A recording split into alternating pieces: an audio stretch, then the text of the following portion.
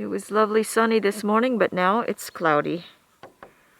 But I'm still going to work while I can because this is an incredible day in November. Let's see if I can put this where you can see what I'm doing. Okay, how about that?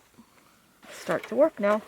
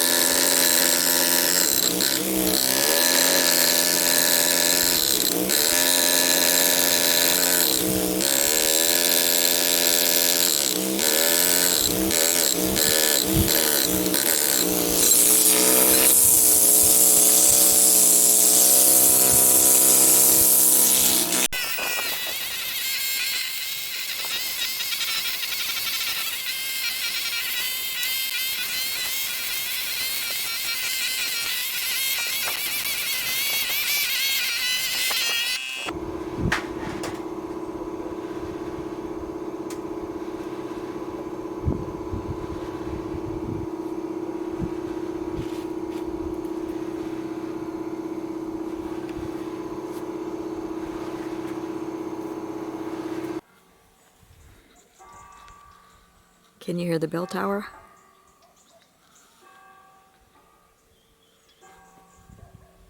That's going to be Sarana.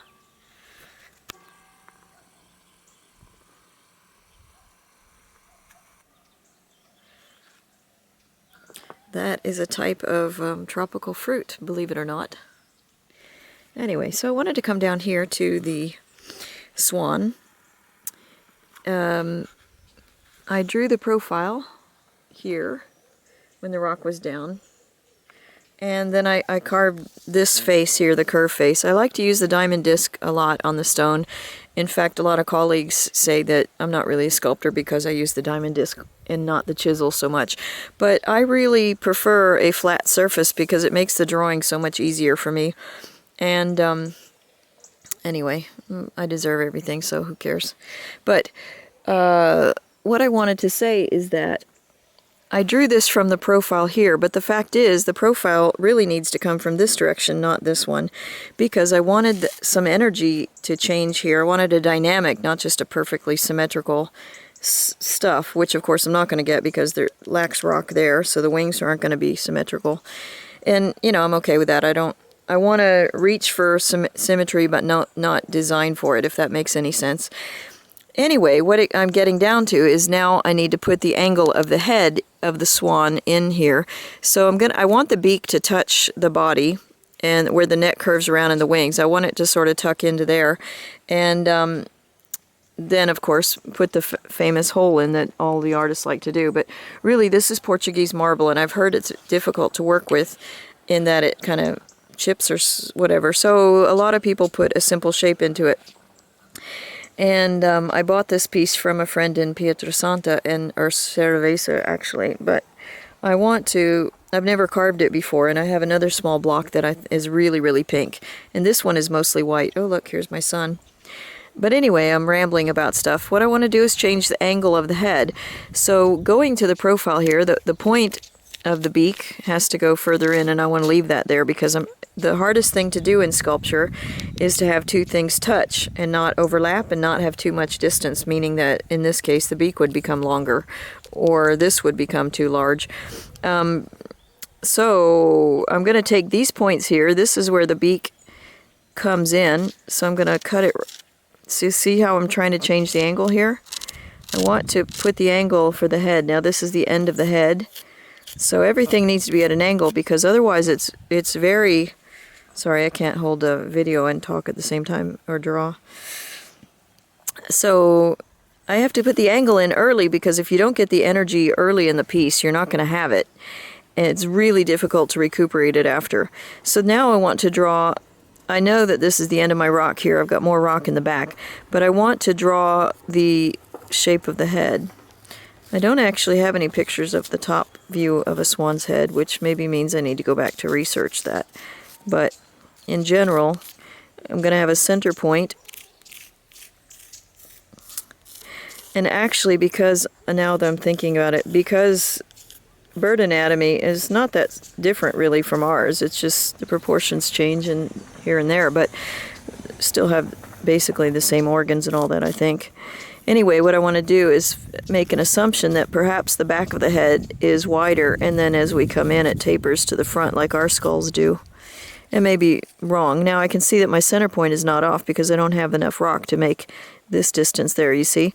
So I need to move my center point over a little bit. And I want as much graceful curve into this line as possible. So the center line is actually my flow line here.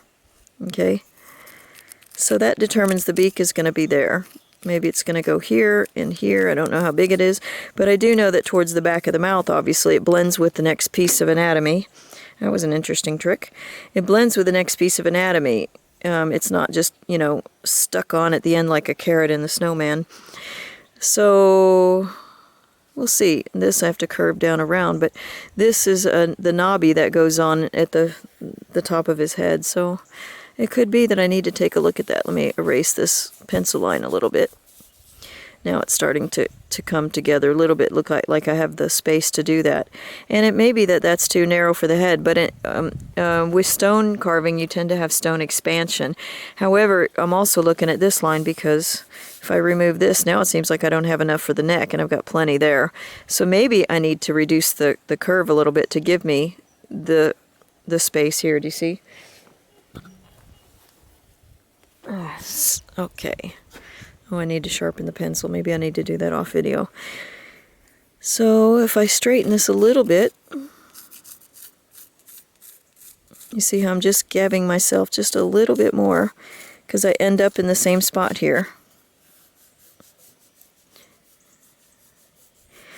So this is the kind of stuff that when you're designing a sculpture, you want to think about it from the different views and also what your message is. And mostly I'm trying to take a very slender rock here and make some kind of semblance of flight, even though I'm not doing the arms spread out, because in stone that's also very difficult to do. If not so smart, use a different material like bronze that can do spread out part. But I want to keep the grace of the swan and the elegance of the swan and yet make an abstract piece. So that's what I'm heading for anyway. And so we'll see how this goes, huh? Okay. Alright, but my tendency is to work one side and leave a little bit for the other, so I may not work on this side so much and just try to develop. What needs to happen is, do you see this is straight right here? To get this angle going, I'm going to need to take this off, because otherwise I'll go back to making it straight. It's a natural human tendency, I think, to do that. So I want to get that angle in early. And then I can work on developing this curve here with the thickness. Because his neck is going to be slender where it's connected to the skull. And then gradually as it gets back closer to the body, it's going to be wider. But I also know that it's going to be this wide because it's tapering in from the breastplate here. You get two muscles there. Very similar to us. Alright, so I'm going to keep drawing and a little bit of refining. Ciao, ciao for now. Hi, this is Kelly Borsheim again, working on the swan in Portuguese marble, rose marble. I wanted to leave this natural part of the stone here because I kind of like to leave something natural in a piece that's a regular block. That's not a regular block, although obviously this has been cut by a block to make it this size. However, when I come down here and look at the profile, it's boring, and I want some movement in the wing that's happening because he's got the two wings up above him. This is his head. And the head will be smaller in the end, I'm pretty sure. But right now, I'm looking, this is the body here, and I want the wing to kind of come in here and to make a nice curve and then come down. So to do that, I think I've got to cut right about here. Wait a minute. So I want to get right on the profile, see, start at this point here, actually this point where the elbow is, and then make a gradual slide down into this, do you see? So what I'll do is I'll try to keep some part of this natural stone, maybe it'll just be at the edge here, or in the end, likely I may just think that looks a little bit weird, although I left it like that when I did the Yin Yang piece. It's a sculpture of the Yin Yang symbol, and in the back there's a masculine and a feminine symbol. So anyway, that's getting beside the point, but I'm just saying it's consistent with me to do that. And right here, this is the tail that's going to be in the back here, but I need to cut down into this. But right now I haven't decided if I want this to be equal with the width of the tail, so I'm leaving it. But I think to get this line created, I may have to make that decision sooner than I wanted to. I also want to support the tail a little bit because it's going to be a little bit of a thin piece jutting up, catching the light. I want to make things as transparent as I can, but anyway, getting back to the main point, I want some interesting curve here because the body has to be a little bit of a block. Now, the thing with the body, I don't know if I've said this in an earlier video about this piece when I first got the stone, is you can see how flat this is here, and then right about here you see it gets kind of textury. It's not really flat, do you see? Well, the problem with that gets to be that this doesn't have anything here to support the weight of the rock in the back. So I'm trying to decide, do I cut enough on this side that this become, and leave this sort of a blocky body to give this the equilibrium balance, or do I just put a hole in this right about here and mount it on a base and then finish like that? I still haven't decided. I think it's, right now it's something I keep in the back of my mind as I design this piece. But you see, I want the lines to be beautiful as you walk around the piece. So, anyway, gonna get to it and quit talking. Ciao, ciao. What a crazy day. Sun and clouds. But right now I'm enjoying the sun.